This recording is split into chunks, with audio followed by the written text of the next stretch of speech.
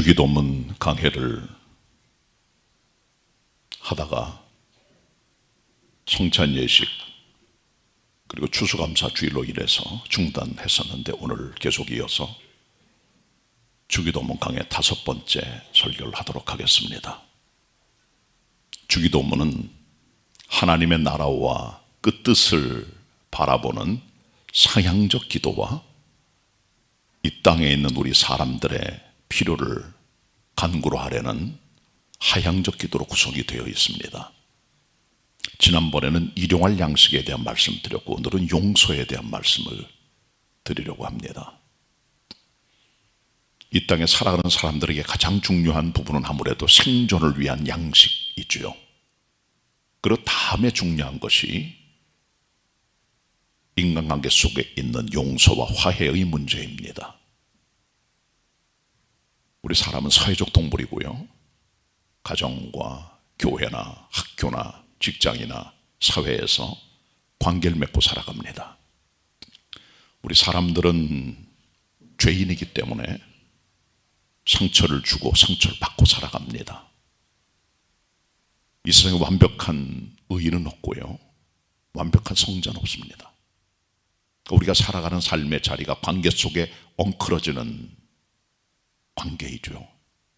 아무리 화평과 아름다운 관계도 때때로 깨지기도 하는 것을 우린 발견하게 됩니다. 그래서 오늘 주님께 주시는 하향적 기도의 두 번째 부분인 용서에 대해서 상고하는 부분은 대단히 소중하다고 생각을 하고 주님께서도 하향적 기도의 두 번째 부분을 화해에 두심을 말미암아 인간의 살아가는 삶에 얼마나 중요한 것이 화해인가를 가르쳐주고 계심을 기억할 수가 있습니다. 우리는 주기도문의 기도를 가로막는 것이 용서하지 못하는 마음인 것을 알고 있습니다. 예수님께서 주기도문을 가르치실 때 마태 6장 9절부터 13절까지 말씀하셨고 그 뒷부분에 보면은 용서에 대한 말씀을 하고 계세요. 너희가 사람의 과실을 용서하면 천부께서도 너희 과실을 용서하시려니와 너희가 사람의 과실을 용서하지 아니하면 천부께서도 너희 과실을 용서하지 아니하시리라. 14, 15절의 두 절의 말씀입니다.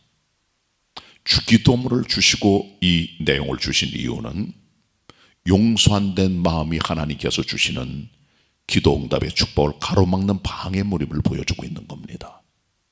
하나님께 소통되는 기도는 방해꾼들이 없어야 되는데 용서 안 된 마음이 그게 방해꾼이라는 겁니다.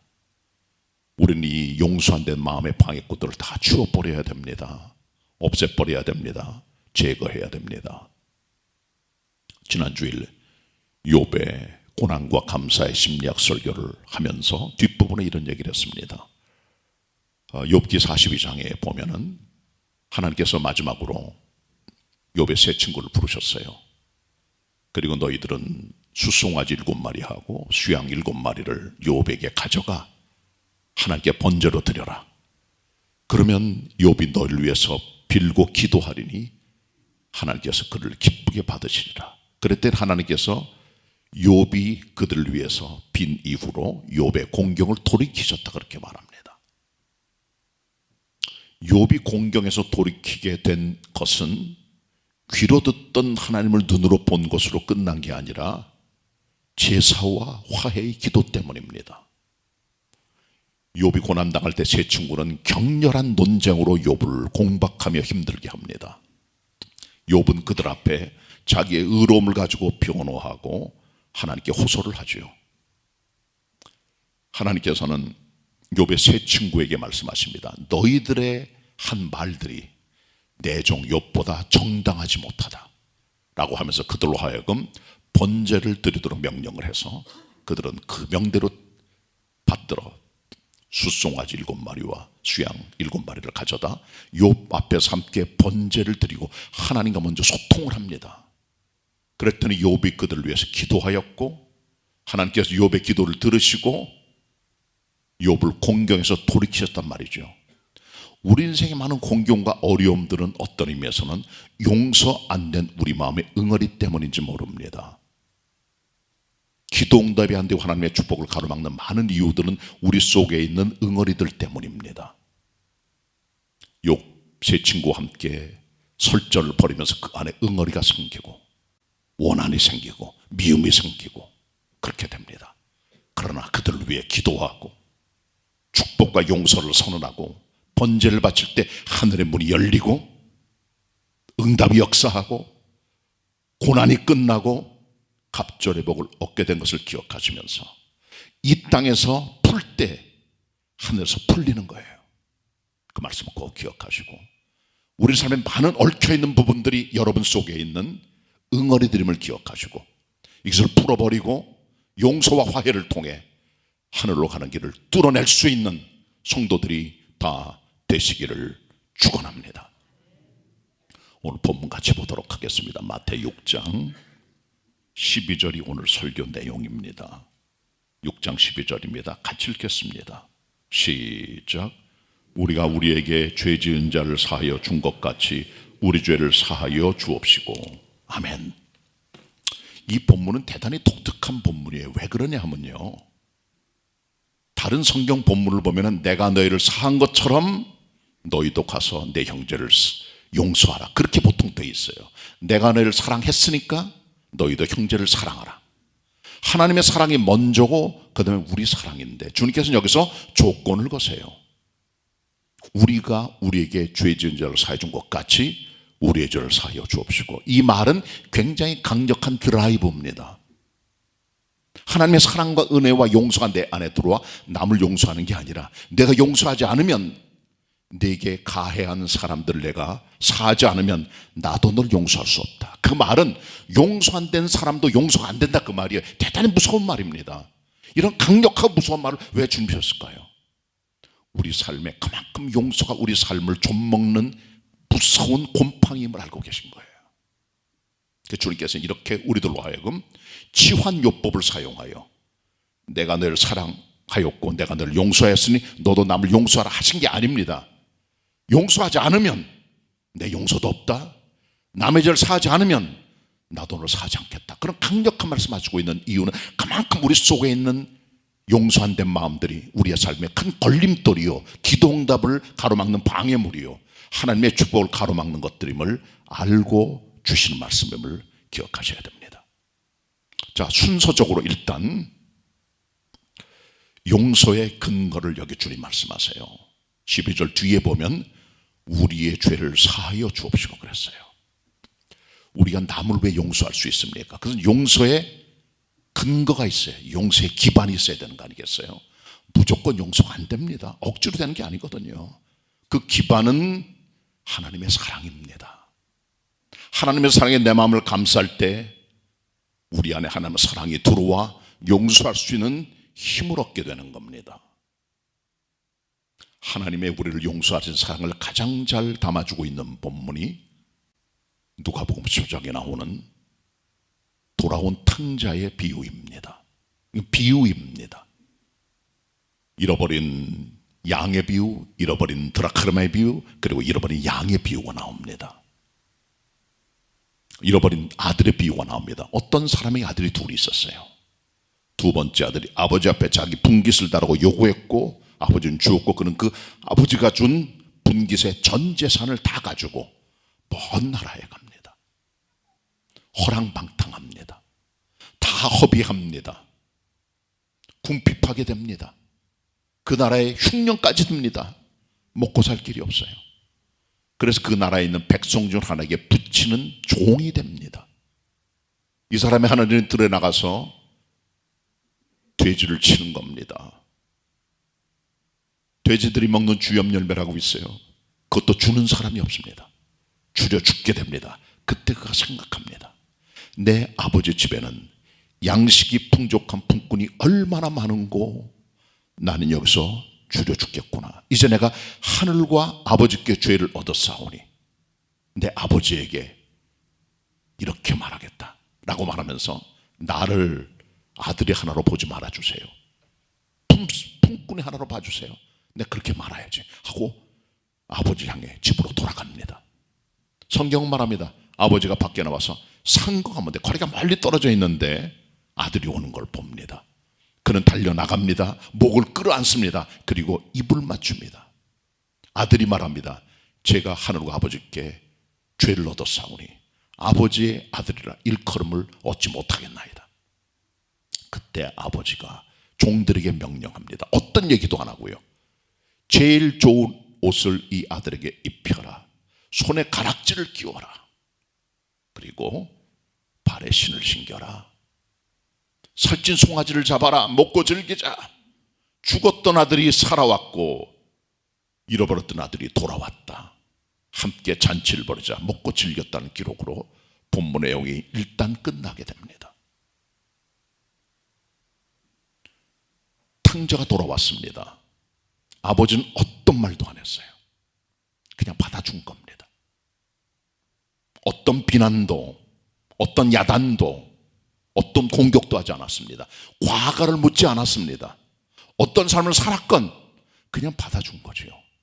무조건적 하나님의 사랑이 여기 나타나 있는 겁니다.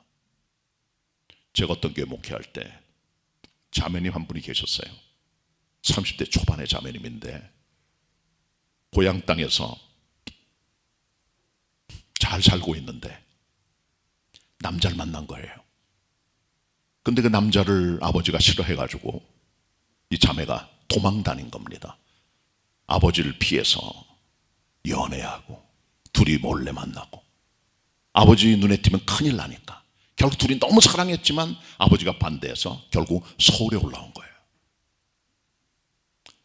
그저 갈 데가 없으니까 단칸방에서 적은 돈을 시작을 해가지고 열심히 살아서 둘이 결혼하게 되고 애를 낳고 그렇게 십몇 년이 흘러간 거예요. 이 자매가 명절 때마다 가슴이 아픈 거예요. 왜? 아버지를 보고 도망친 이 못난 딸년을 아버지가 어떻게 생각할까? 그때 제가 그 집에 신방을 갔어요. 그 자매가 말을 해요. 그 얘기를 쫙 듣고 제가 마음이 아파가지고 그래도 아버지 한번 만나야 된다. 돌아가라. 그랬어요. 이 자매가 그래서 명절마다 고향 땅에 돌아간 겁니다. 십몇 년 만에. 아버지를 딱 만나다 아버지가 딸을 딱 보는 순간 어떤 얘기도 안 하고 꼭 안아주면서 잘 돌아왔다. 내가 십몇 년 동안 너만 생각했다. 끌어안고 어떤 과거도 묻지 않았고 그렇게 두 부녀가 상봉을 하면서 모든 화해가 이루어지게 된 거예요. 그동안에 살아왔던 일을 이 자매가 다 얘기를 하고 예수님 만난 얘기 듣고 아버지가 감동을 받았어요. 목사님 얘기했는데 아버지 꼭 만나서 잘못했다고 말하라고. 그게 돌아왔다고. 그 아버지도 예수 믿고 따님은 아버지랑 화해하고 사회와 애들이 가서 아버지가 기뻐하고. 그게 용서입니다. 과거를 묻지 않는 겁니다. 그냥 받아주는 게 사랑이에요. 따지고 과거를 묻고 하는 것은 사랑이 아닙니다. 우리 하나님께서는 이 돌아온 탕자 비유를 통해 우리들에게 말씀하고 계시는 거예요. 나는 너의 과거를 묻지 않겠다. 받아주시는 겁니다. 근데 우리들은 꼭 뒤끝이 있어요. 받아줘도 늘 조건이 있고 마음에 찝찝함이 있고 그렇습니다. 수용이 안 되는 거예요. 우리 주님 마음을 닮아가셔야 돼요. 근데 이 같은 하나님의 용서의 마음이 결정적으로 나타난 클라이막스가 있습니다. 예수 그리스도 하나님의 아들의 십자가입니다. 십자가는 무엇입니까? 예수님이 돌아가신 장소예요. 피를 흘리신 곳입니다. 왜 피 흘리셨습니까? 그 주님의 피값은 우리가 지은 죄에 대한 몸값입니다. 우린 죄를 졌습니다. 죄를 지어 죄에게 팔리고 사망에게 팔리고 마귀에게 팔려 종살이합니다. 영적으로 육체적으로 묶여서 고통의 삶을 살아가요. 하나님의 아들 예수 그리스도 땅에 오셨습니다. 십자가 죽으심으로 우리의 몸값을 다 지불하셨어요. 디모데전서 2장 6절에서 사도 바울이 디모데에게 편지를 쓰면서 예수 그리스도께서 우리의 속전이 되셨다. 속전이란 말은 몸값을 말합니다. 랜섬, 영어로 헬라말로는 루트롯이라고 하는 겁니다. 그리스나 로마의 노예 시장에 가면은 노예들이 쫙 서 있어요. 각 노예마다 몸값이 다 붙어 있습니다. 50데나리온, 80데나리온, 100데나리온. 그럼 그 데나리온이 그 값이 속전이에요. 그 종을 사고 싶은 사람이 돈을 냅니다. 그걸 속전이라 그래요. 랜섬 몸값이에요. 그리고 그 사람을 내가 사는 거예요. 내 종이 되게 하든가 아니면 자유를 주는 거죠. 예수 그리스도께서 십자가에 죽으심으로 우리의 죄에 대한 값을 십자가에서 지불하신 겁니다. 자기 몸과 피로. 그걸 우리를 사신 거예요. 그래서 우리를 해방시키십니다. 계시록 1장 5절. 우리 죄를 씻어주십니다. 요한일서 1장 7절. 우리를 구속하십니다. 조상의 망령되고 유전된 행실로부터 완전히 끊어버리고 우리를 구속하십니다. 베드로전서 1장 18절 19절의 말씀입니다. 이것이 예수 그리스도의 사랑입니다. 우리를 죄 없이 하는 능력입니다. 그러니까 예수 그리스도의 피는 우리의 죄를 없이 하는 구속의 능력이 있는 겁니다. 에베소 1장 7절 말씀. 이 같은 하나님의 용서와 그리스도의 십자가의 사랑은 우리 죄를 용서함으로 말미암아 우리들에게 두 가지의 축복을 가져와요. 하나는 성령님의 선물입니다. 그리스도인들이 주님을 영접하고 모셔드리면 죄가 용서되면서 우리의 심령 안에 성령님께서 선물로 들어오셔서 우리를 지배하시고 우리의 마음을 풍요롭게 하시고 사랑이 넘치게 하시고 용서의 마음이 들어가게 하십니다. 사도행전 2장 38, 39절에 하나님의 사람 베드로가 성령 충만을 받아 예루살렘에서 복음을 증거할 때 3,000명이 하나님께 돌아와 제자가 됩니다. 그때 그가 한 말씀의 키워드가 이것입니다. 너희가 회개하여 각각 예수 그리스도의 이름으로 세례를 받고 죄 없이 함을 얻으라. 그리하면 성령을 선물로 받으리니. 회개와 믿음과 세례를 통해 죄가 용서되면 그 사람 안에 성령님께서 선물로 들어오셔서 그의 삶을 풍요롭게 하시고 아름답게 하시고 충만하게 하시고 세상을 살아갈 힘과 동력과 에너지를 위로부터 성령님께서 공급해 주시게 되는 겁니다. 또 하나의 축복이 있어요. 그것은 바로 유쾌함입니다. 유쾌함. 어떨 때 유쾌하십니까? 건사한 식사 한 번 드시면 유쾌하십니까? 운동 열심히 하고 샤워하면 유쾌하십니까? 어떨 때 유쾌하세요? 친구 만나서 좋은 얘기를 나눌 때 유쾌하십니까? 예배드리고 유쾌하십니까? 어떨 때 유쾌하십니까? 세상의 최고의 유쾌함은 죄 없애함에서 오는 겁니다. 바울은 계속 말씀합니다. 사도행전 3장 19절에서 회개하고 돌이켜 죄 없애함을 얻으라. 그리하면 유쾌하게 되는 날이 주 앞으로부터 이를 것이요. 유쾌함은 우리의 삶을 아름답게 만드는 엔돌핀을 생성하는 에너지입니다. 거룩한 유쾌함입니다. 성령께서 주시는 유쾌함입니다. 기쁨과 즐거움, 심령의 잔잔한 강물 같은 축복의 유쾌함입니다. 그렇게 되는 거예요. 누구도 줄 수 없는 겁니다. 성령님 주시는 선물입니다. 성령님의 선물과 유쾌함을 통해 우리는 충만함을 경험합니다. 그리고 그 힘으로 용서하게 되는 거예요. 자, 이제 용서의 근거가 하나님의 한량없는 무조건적 용서, 그리스도 예수의 십자가의 죽으심임을 말씀했습니다. 이 같은 하나님의 용서와 사랑을 가지고 우리는 사랑할 수가 있습니다. 용서할 수 있고요.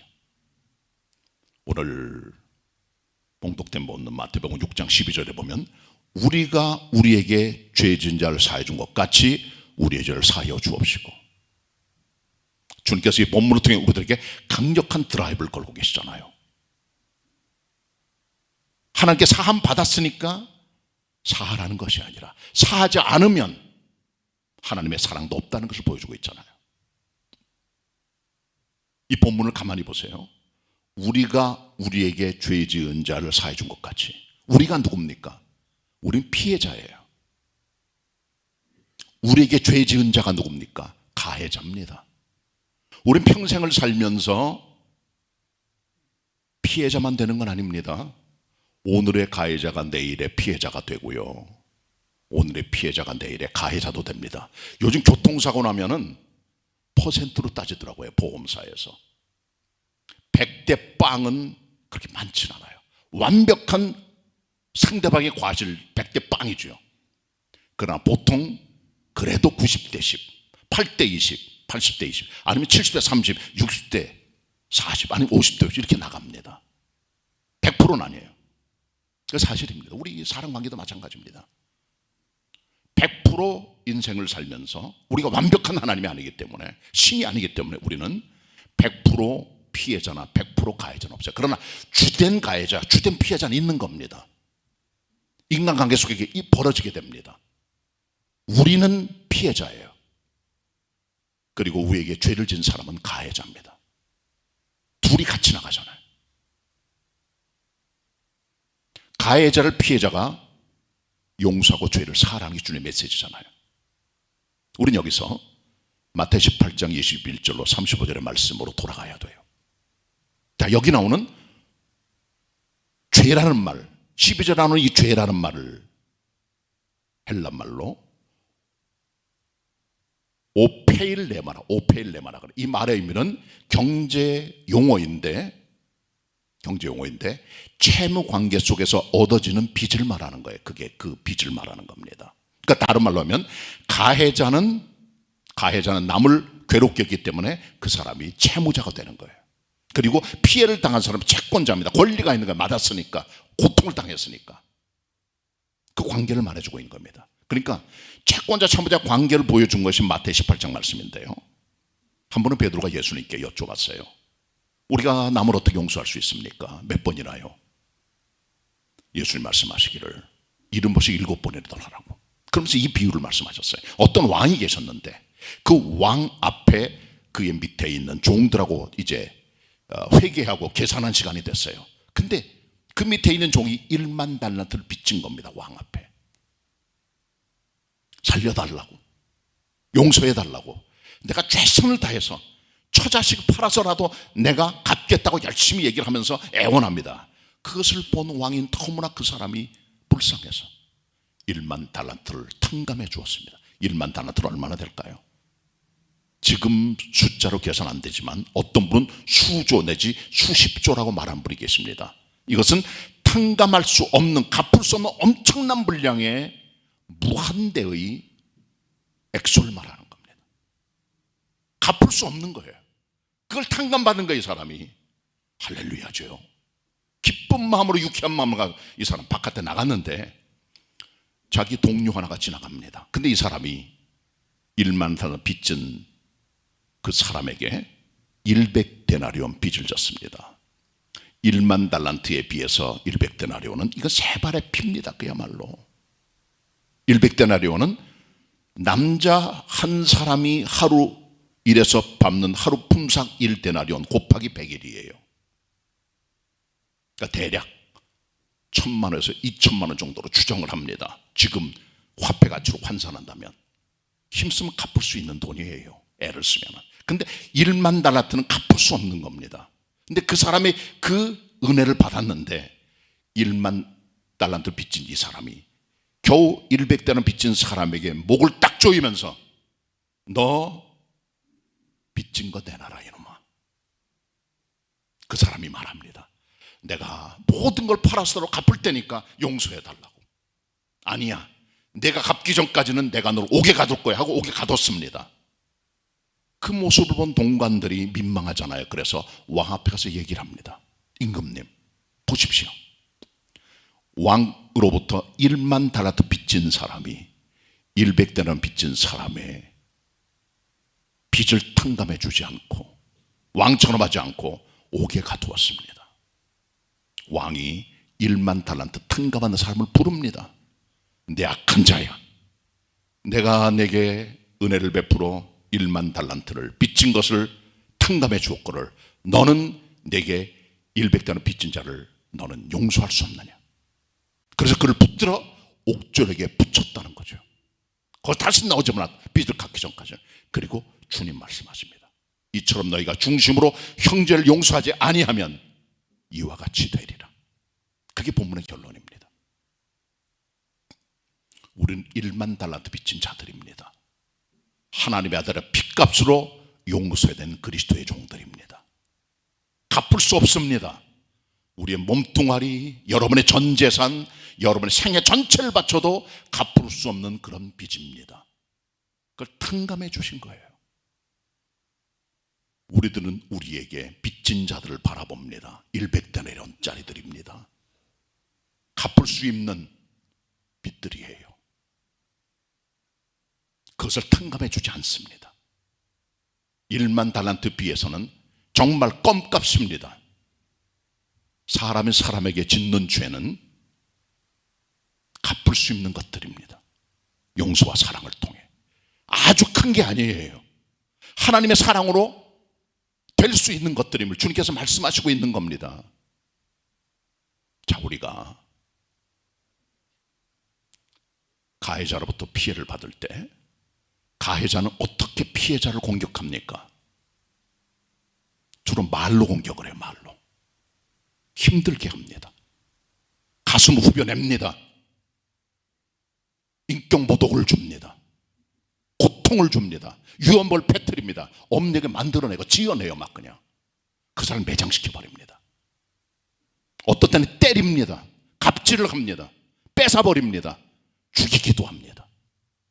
이게 우리 사람들의 모습이에요.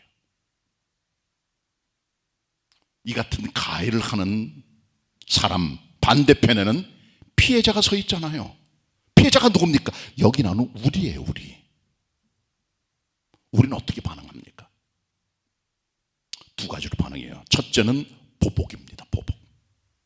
내가 당했으니 갚겠다라는데 이 보복은 두 가지로 나타나요. 양성적 보복이 있어요. 어떻게 반응합니까? 가슴팍에 응어리를 딱 갖고 있습니다. 내가 이놈 한 대 매겨줄 거야. 내가 죽여버릴 거야. 너 두고 봐 이놈아 하고 실제로 역공격을 합니다. 여러 가지 방법으로 그걸 공격합니다. 때리고 심지어는 죽이기까지 합니다. 그게 양성적 보복이에요. 그런 사람이 있습니다. 성격이 대단한 사람들을 보면은 그런 모습으로 화를 내고 말이죠. 주먹을 들고 칼을 빼고 죽이기도 하고 폭력 행사도 합니다. 실제로 거친 욕들을 하고요. 그러나 반대로 보복 중에는 음성적 보복도 있어요. 품고 있어요. 그냥 갑갑해 죽겠다 정말. 이걸 어떻게 풀어 이거를 내가 너무 견딜 수가 없어 지금. 성경이 그냥 용서하라 그랬으니까 용서하지. 그러나 이게 해결이 안 되는 그 안에서 계속 그게 맴도는 그 마음이 맺혀 있는 거 계속 해가지고 그러다가 이게 믿음으로 풀어지지 않으면 그냥 병이 돼서 스트레스 받고 암도 걸리고 고통을 당하는 거예요. 그게요. 그러니까 이런 분들은 일반적으로 포기해버려요. 그냥 그래 네 인생 네가 사셔. 난 내 인생을 살게 말이야. 하나님이 그냥 너를 막 벌하든지 말든지 나는 모르겠다. 그렇게 하면서 포기해요. 음성적으로 반응해요. 미워하거나 마음에 품고 있습니다. 근데 여러분 두 개는 똑같은 겁니다. 뒤집어 놓고 보면 동전의 양면 같아요. 이것을 가장 잘 나타낸 사람이 압살롬입니다. 압살롬은 다윗의 세 번째 아들이고 자기의 친여동생인 다말을 큰 형인 왕세자 암논이 성폭행을 하게 됐을 때 그는 어떤 얘기도 하냐고. 왜? 자기는 세 번째 아들이잖아요. 2년 동안 미움을 품고 있습니다. 이글거리는 원한의 감정을 꾹꾹 참아요. 대단한 사람입니다. 음성적이에요.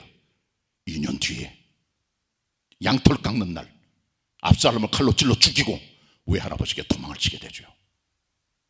그러니까 압살롬은 음성과 양성이 함께 나타난 사람입니다. 보복의 마음을 마음에 품고 있다가 드러낸 거예요. 형을 죽임으로 말미암아. 그러니까 여러분 미움이 살인이에요. 그게 나타나게 되는 거예요. 그러니까 음성적 보복과 양성적 보복은 동전의 양면입니다. 똑같은 겁니다. 그거는요. 우리 그리스도인들은 어떻게 해야 됩니까? 우리들의 성숙한 모습이 돼야 되는데 잘 되진 않지만은 주님께서 말씀하셨잖아요. 용서해주고 사하라고. 쉽진 않아요.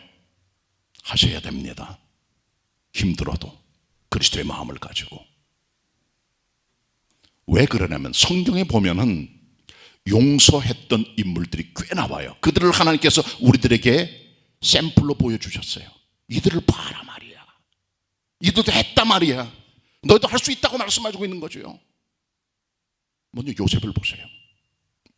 형들의 미움을 받아 17살에 형들의 살해 음모 때문에 구덩이 들어갔다가 그가 인신매매를 당하여 17살 고등학생 2학년 나이에 애굽의 종으로 팔려갑니다. 인신매매 당한 거예요. 살인 미수입니다, 결국은. 그리고 인신매매입니다. 레위기 보시면요, 인신매매는 사람을 후린 자예요. 무조건 돌로 치는 사형입니다. 그거는 사람을 후리고 납치하는 거, 키드냅하는 거, 그다음 무조건 사형이에요. 성경을 보면 그만큼 인간의 인격과 인간의 가장 아름다운 고유한 품격을 깨뜨리는 게 이게 인신매매거든요. 그러니까 요셉의 10명은 돌 맞아 죽을 사람들이에요. 사실은 성경이 그를 정죄하고 있는 거예요. 그는 애굽 땅에 팔려갑니다. 17살 아이가 13년 동안 종살이 옥살이, 말 다르고 물 다르고 종교 다르고 언어가 다른 데 가서 그렇게 고통스러운 시간을 지내다가 하나님의 은혜로 바로 임금의 꿈을 해석해 주면서 졸지에 애굽의 국무총리가 됩니다. 그리고 그가 예언한 대로 7년 동안 풍년이 와요. 곡식을 다 저당해 줍니다. 흉년이 옵니다. 7년 동안. 그 중에 두 번째 해인 요셉이 39살 때 온 천하가 기근이 생겨 먹고 마실 게 없어요. 그래서 결국은 애굽 사람들이 요셉에게 갑니다. 국무총리에게 먹을 걸 달라고. 요셉이 모든 창고를 풀어서 그들에게 다 열어줍니다. 가나안 땅도 기근이 왔어요. 예외가 아닙니다. 야곱이 말합니다. 야, 우리 먹을 게 없구나. 향이나 모략이나 의약품도 우리 뭐 의복이나 이게 다 무슨 소용이냐. 이게 힘든데 먹고 살 게 있어야지. 가서 곡식 구해라. 애굽에 있다 그러더라. 아들 10명이 가는 거예요. 곡식을 구하라. 그때 요셉을 만난 겁니다. 22년 전에 그 악몽, 그 고통스러운 시간, 그것을 요셉이 본 거죠. 형들이 나타난 거예요. 근데 요셉을 몰라요. 알아보지 못해요. 21년 전 사건이니까. 요셉이 결국은 자기 자신을 폭로합니다. 내가 누구라고. 두려워 떱니다. 형들이. 해코지 당하는구나. 이제 끝났구나. 요셉이 말합니다. 형도 두려워하지 마세요. 하나님께서 날 여기 먼저 보내셔서 형님들과 자손들을 보존하려고 나를 보내셨고, 날 여기 보낸 건 형님들이 아니요, 하나님 먼저 보내셨습니다. 그래서 애굽의 총리가 되게 하셨습니다. 창세기 45장 7절 8절의 말씀입니다. 용서한 거죠. 하나님의 원대한 섭리와 계획을 요셉은 알고 그 섭리 안에 있는 자기 자신과 형들을 보면서 그들에게 용서를 선포하고 화해하게 되죠. 그때야 끌어안고 엉엉 울면서 형제간에 해후를 하게 됩니다. 요셉은 뭘 보여줍니까? 용서될 수 있다는 걸 보여주고 있는 하나님의 아름다운 표적이에요. 다윗을 보세요. 골리앗을 물맷돈 하나로 쳐 죽였을 때 백성들이 소리 지릅니다. 사울 임금이 죽인 자는 천천히요, 다윗이 죽인 자는 만만이로다. 사울이 생각합니다. 내가 왕인데 내게 돌리는 영광은 천이고 저 젊은 아이 다윗에게 돌리는 영광이 만이니 이 녀석이 내게 왕의 주의를 탐하거나 하면은 내가 불리하겠다 생각하고 아들뻘인 다윗을 죽이려고 평생을 쫓아다닙니다. 다윗은 수십 년 이상을 도망다녀요. 사울 임금을 피해서. 그는 어떤 형태도 사울에게 해코지하지 않습니다. 어떤 말도 안 합니다. 그리고 그를 용서합니다. 100%. 그리고 그를 죽일 기회가 왔지만은 그는 100% 포기합니다. 참은 거예요. 인내와 사랑으로. 사울 임금이 죽어요. 그리고 그의 군대 장관이 아브넬입니다. 다윗을 공격한 사람이에요. 그도 끌어안습니다. 내 군대 장관 되라고. 그의 아들 압살롬이 아버지 앞에 부태탈을 일으킵니다. 아버지를 죽이려고 달려듭니다. 다윗은 도망을 칩니다. 나중에 압살롬이 죽게 돼요. 아버지가 웁니다. 내 아들 압살롬아, 압살롬아.